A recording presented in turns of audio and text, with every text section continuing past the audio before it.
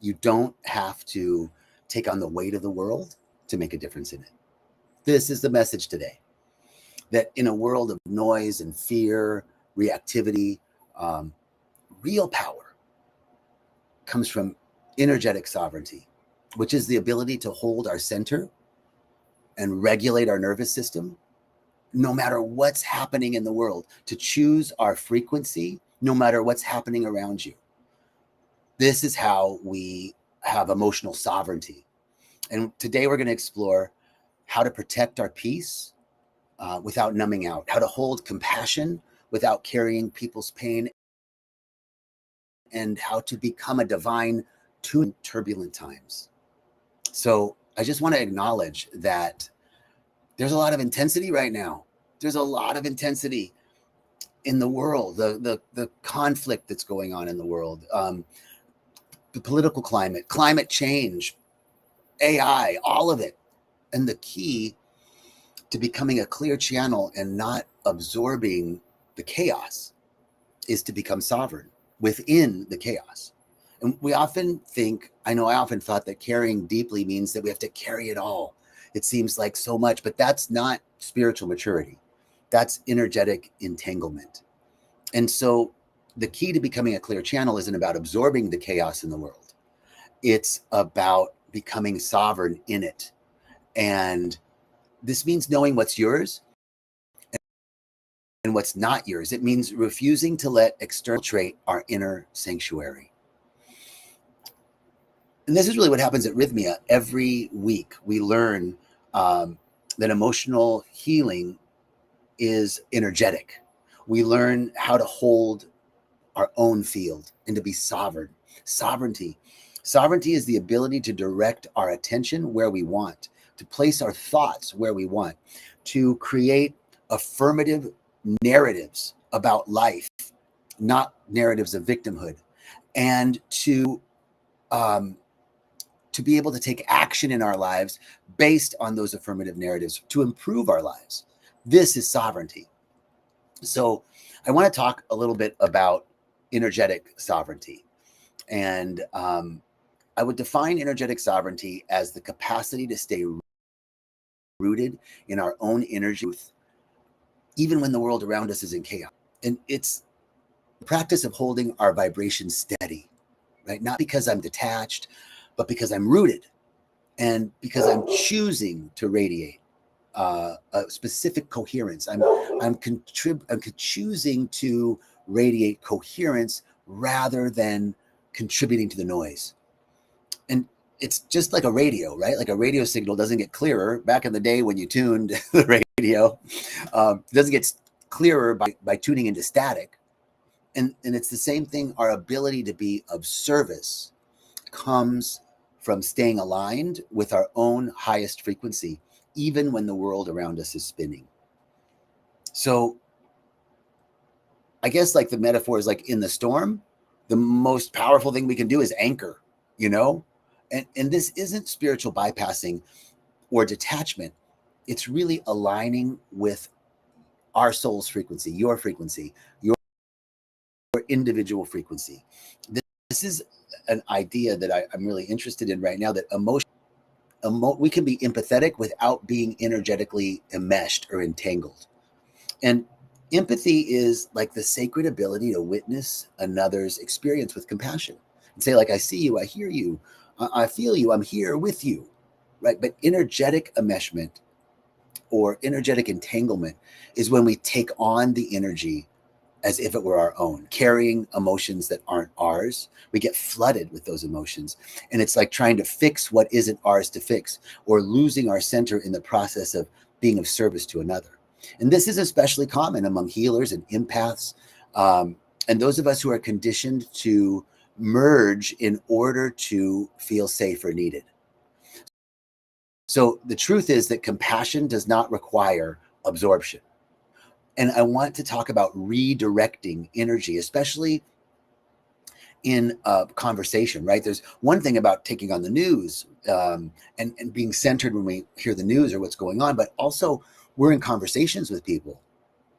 And whether you're having whether you're being of service to someone and they're expressing something really heavy emotionally, Being present with them does not require our depletion.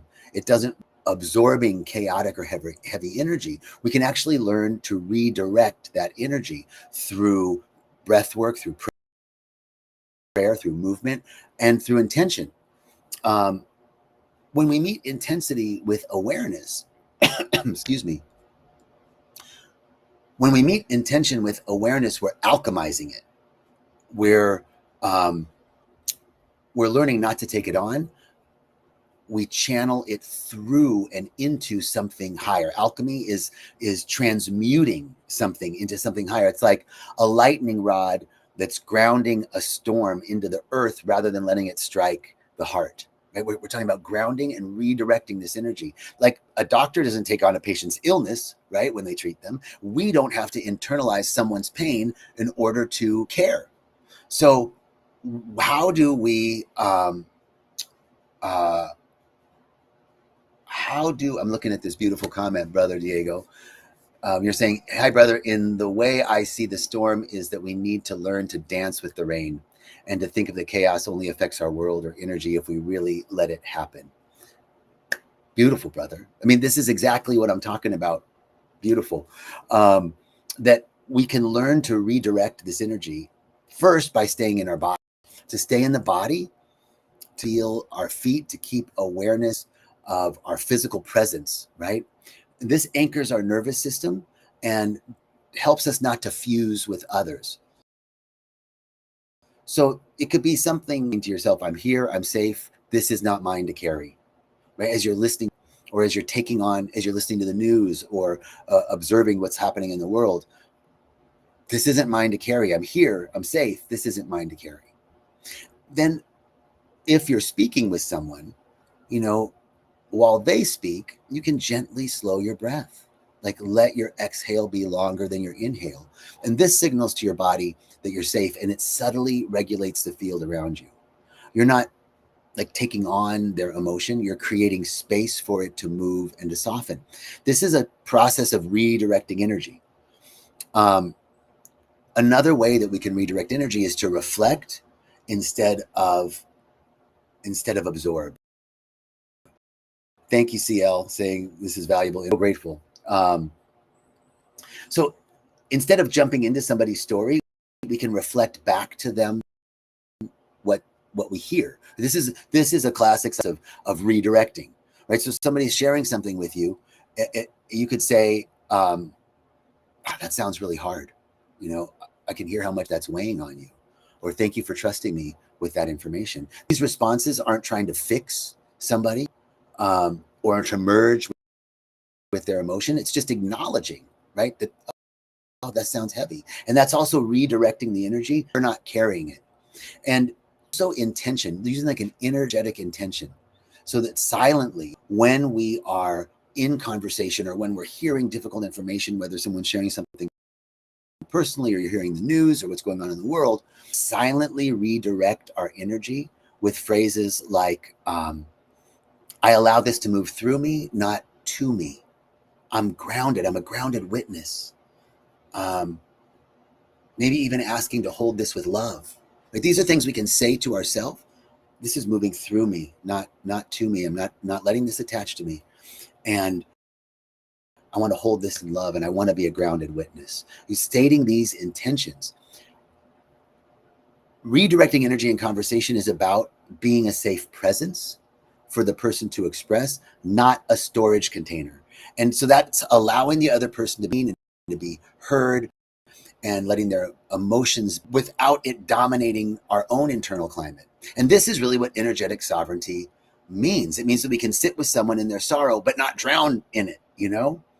It's holding a loving space without losing ourselves. This is not coldness. This is clarity. And there's a difference between being a lifeguard and jumping into the water without a life vest, right? It's like we have to train ourselves. I love a quote that Reverend Michael says that you can't heal the world by joining its dysfunction.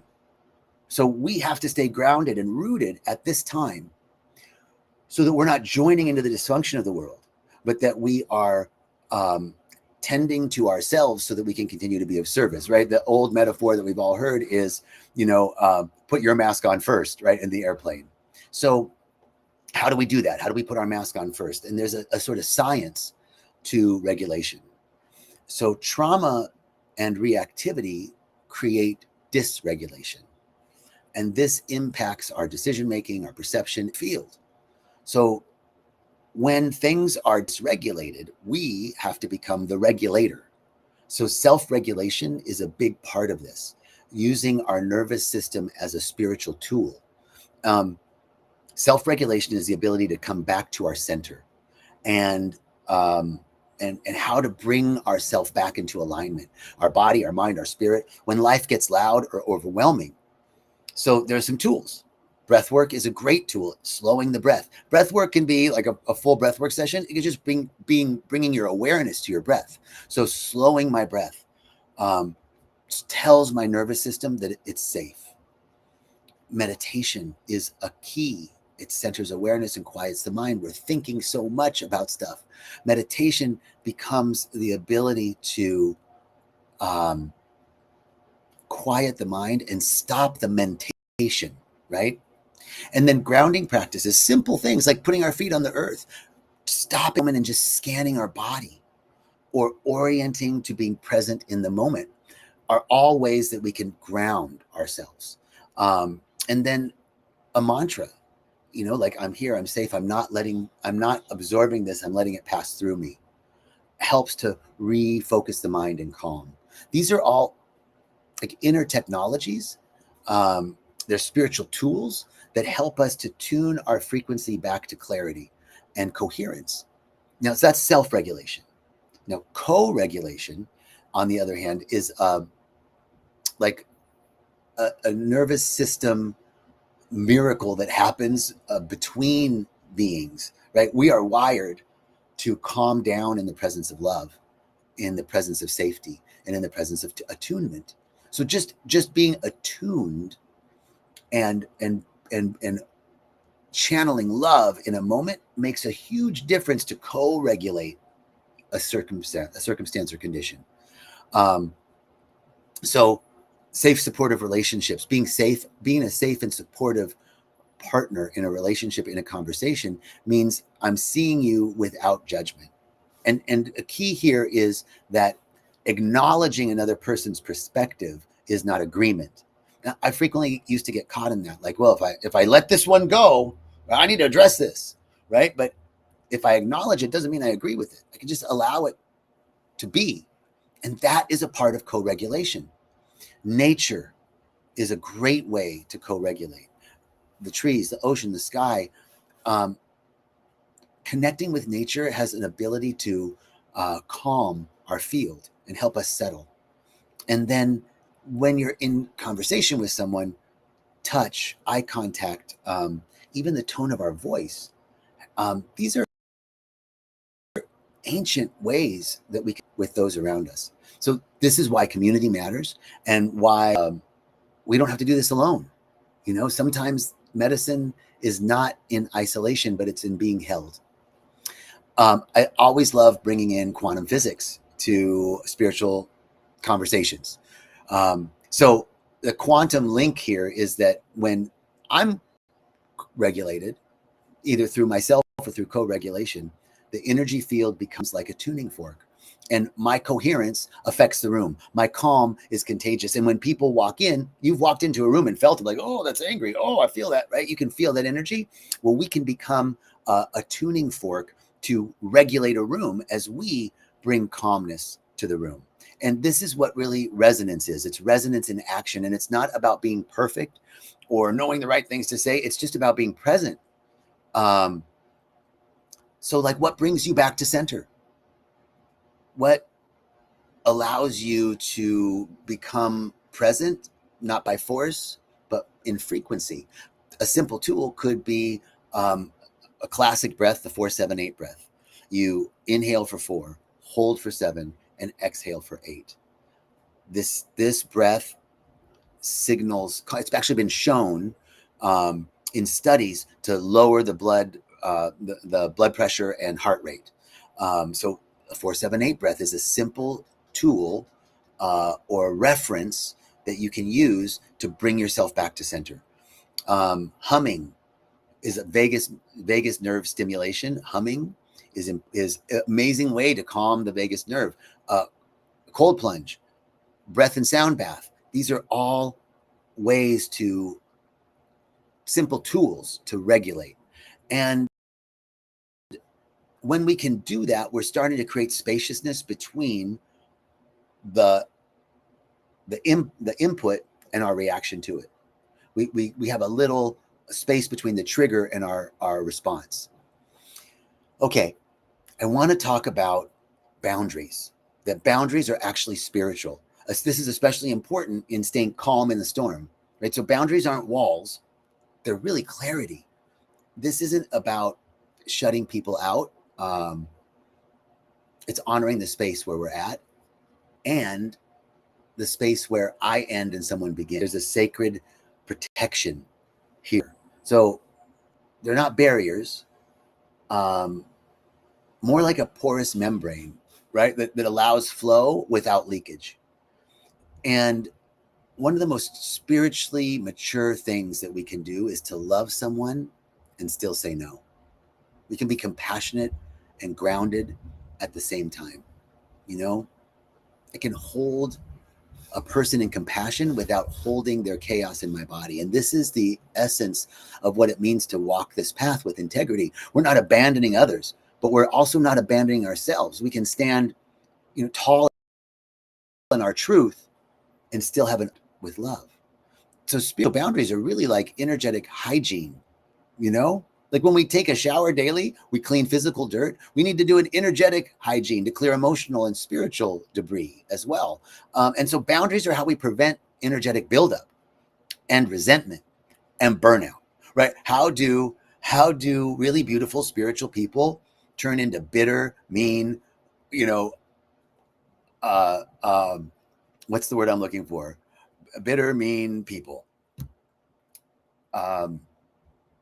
Envious, that's not the word. I was looking for another word. But how is it that really nice, beautiful people can turn to be reactive? Well, it's like saying yes when you mean no. That's one way that we become bitter, right? Or tolerating things that shrink my soul instead of stating our truth.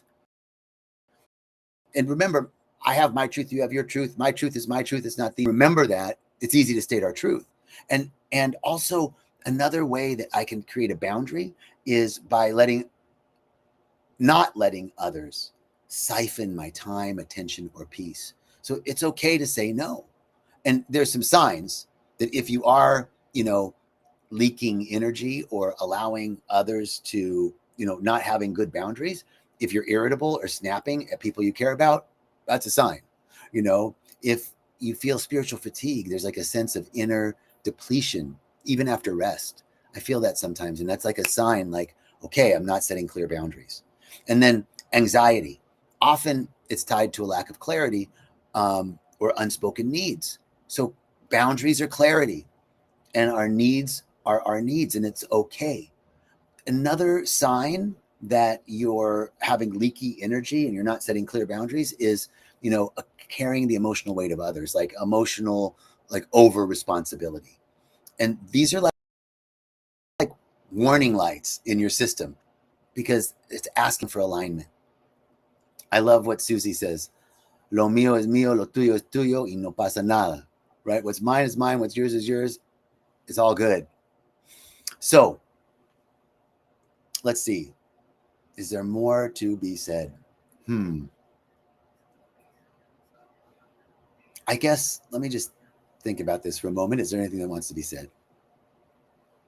I guess just reclaiming our frequency is the last piece. That our greatest contribution isn't fixing others.